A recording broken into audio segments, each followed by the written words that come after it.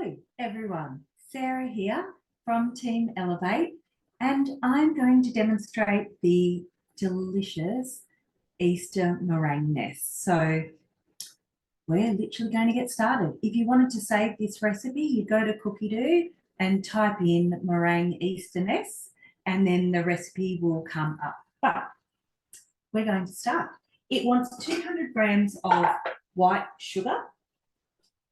We're just going to clear the scales. I just use raw.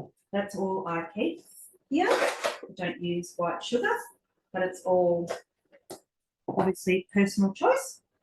So our lid on, and this is going to mix for 15 seconds.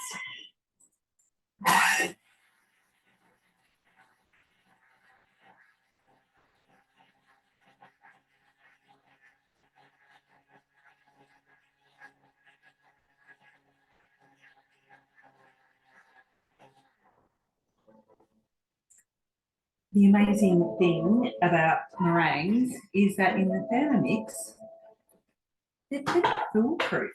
So we have our beautiful icing sugar there. Like, how amazing is that? From raw sugar, you can have your icing sugar in literally a matter of seconds. So I'm going to set that aside just into a bowl to make it easier to teaspoon out. So just set that aside because we're going to spoon that in through the top as we go along with our egg whites. So it says to rinse and wash your bowl. But the beauty of the second bowl, which is one of the offers at the minute, but is to have a lovely another one nice and clean. So it asks you to insert your butterfly whisk. You just sit it behind the tallest blade, give it a little turn and pop it on. It wants 4 egg whites that are at room temperature. I'm going to pop those in, and it just wants a little pinch of salt.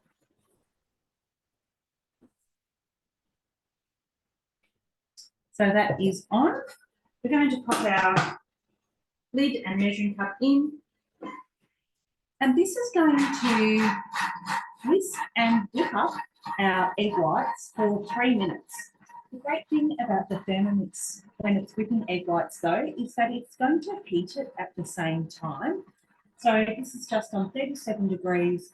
It helps starting that lovely firming up process for your meringues, which really helps them set and hold that beautiful stiff peaks that you're wanting. And do the same when you're doing your pavlova as well. So it's a really good one to be able to add the heat while it's whisking. And of course, if you've only got your one bowl, make sure you're using that beautiful clean function that's built into your modes. And you can put a little bit of vinegar in and really give your bowl a lovely nice clean so that there is nothing else in your bowl. You do want a lovely clean bowl. It is key when you're making your meringues or pavlova that to get those beautiful egg whites, you have a lovely clean bowl. So what else do we need while this recipe is going on? I've got a couple of big trays. This is the super-sized, large, extra large oven tray from the mix shop. And then I've also got the large tray from the mix shop as well. So we're going to be piping our meringues onto that. The mix shop is very handy because I've also got our large mix tumbler because it holds your mix piping bag fabulously. I do pop a snapper bag in the bottom just to catch anything that might pop out from your piping tip, and I have that size piping tip on the end. If you don't know how to put your piping bag together, you pop one piece in there, then you pop your nozzle on over the outside, and then you screw the collar on outside of that. And I'm just going to pop that in there, and then as I put the meringue in, I'm going to keep pulling up the sides of our piping bag. So that's how that's going to work. We've got 40 seconds left on that. In the next step, we're going to be popping our teaspoons of sugar through the top while it whips that meringue into the glossy texture that you know a pavlova should have. So just waiting a little bit for that.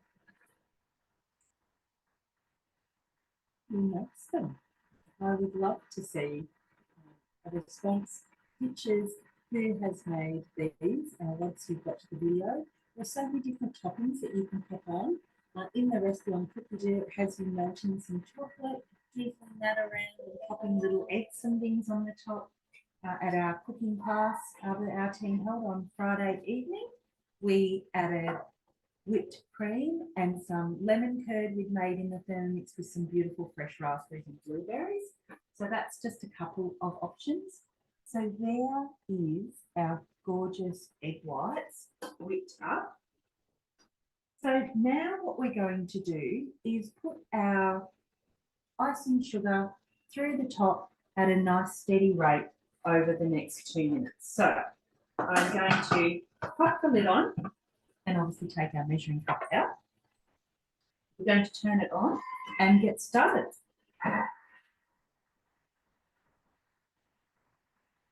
So while this process is happening, I am just popping the icing sugar to the side through the hole in the tub, just giving it a little shimmy as I pop it through.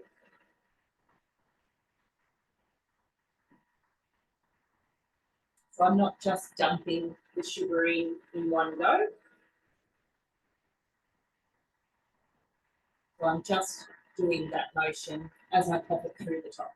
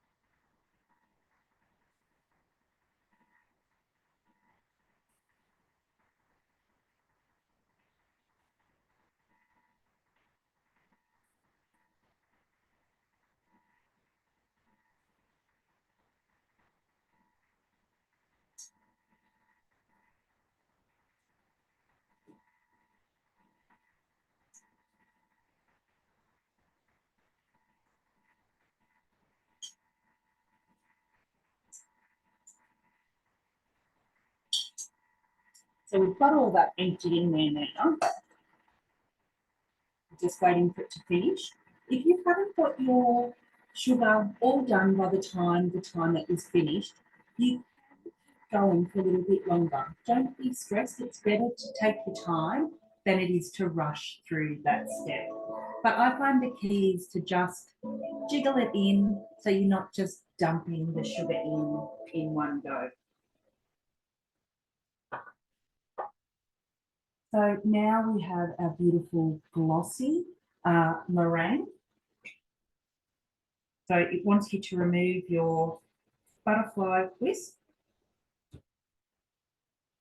And then you can see you've got the beautiful stiff peaks on your meringue. I like to use the narrow Togolo spatula you can get from the mix shop for this job because it doesn't have the collar on it like your Thermomix traditional spatula does.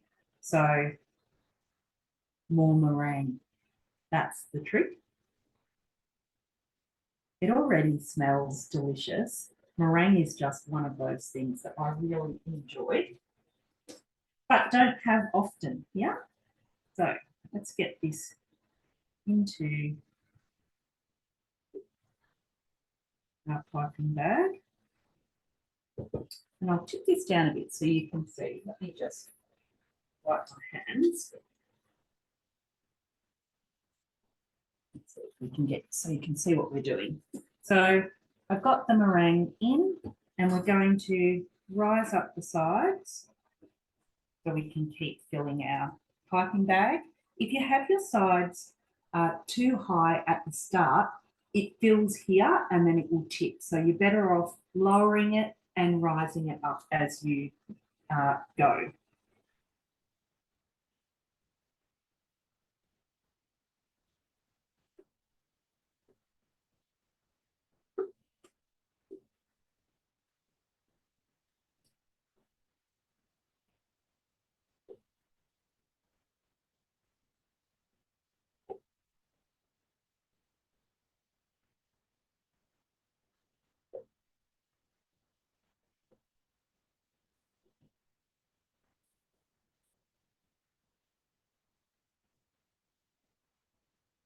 As you can see, 4 egg whites does make quite a lot of meringue. So if you were wanting to do 1 large pavlova, of course you can use this recipe and do exactly that.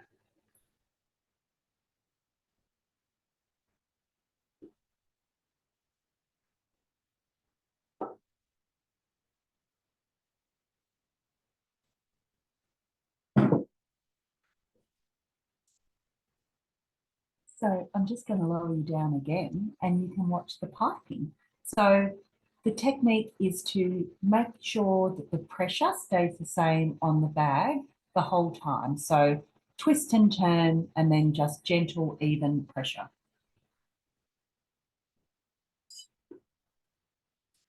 So pull the bag right up.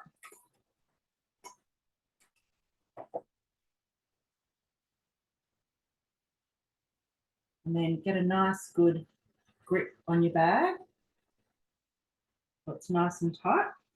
And we didn't have anything come out the bottom, so you know you've got a lovely meringue when that happens. So I'm just going to press some out, flatten it out a little bit to be the disc of my nest, and then I'm going to pipe a circle around the outside. So little squirt, flatten that out, and then a circle around the outside. So I'm twisting the bag now to tighten it up. A little squirt, press, and then seal around the outside. I'm going to keep twisting.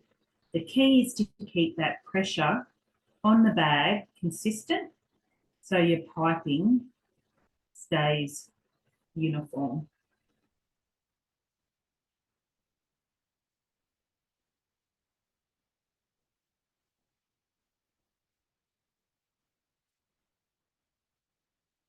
And obviously your meringues don't spread, so you are able to pretty much guarantee where you put them is where they will stay.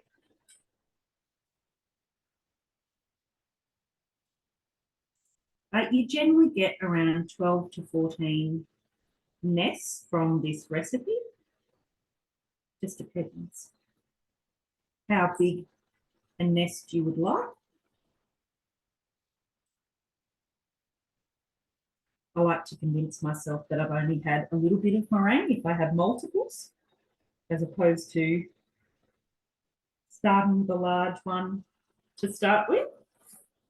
We're going to move on to our second tray. That one. I'll move that one to the side.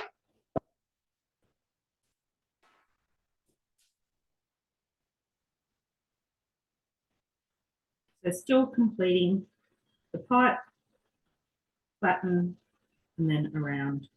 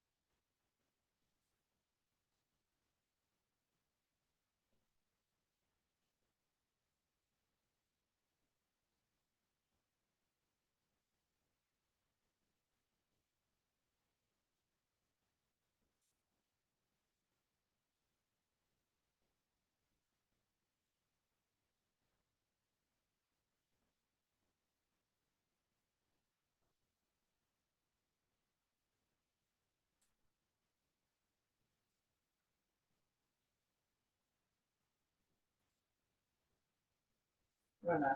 Where can we squeeze a couple more?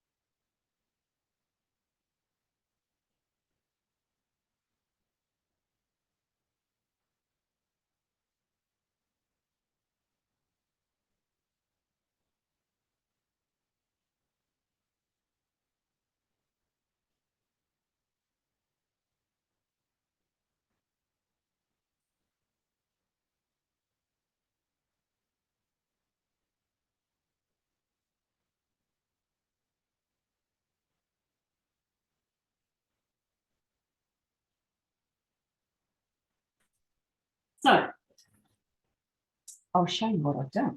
I don't like to leave any meringue in the bag, so I always go right to the end. So we have our little mess here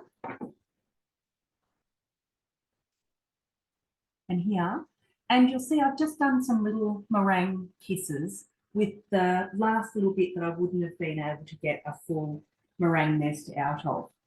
So there you go, beautiful little meringue nest. That's going to go into a 100-degree oven for 3 hours. And then at the end of that time, I'm going to turn the oven off, and they're just going to sit in the oven overnight. And I just open the door at the end of the 3 hours and pop my little honey stick inside the door of the oven, and that will sit there all night. It lets them dry out so they're lovely, crisp, a little bit gooey, makes the most beautiful meringue nest.